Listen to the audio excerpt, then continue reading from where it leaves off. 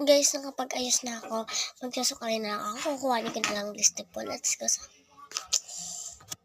Nakuha ko na nga itong bigay sa akin ng kaklase ko. Kuhanin ko na.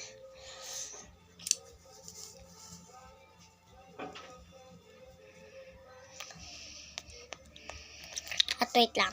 Magpapalit lang ako. At ayan nga guys, nakapagpalit na ako.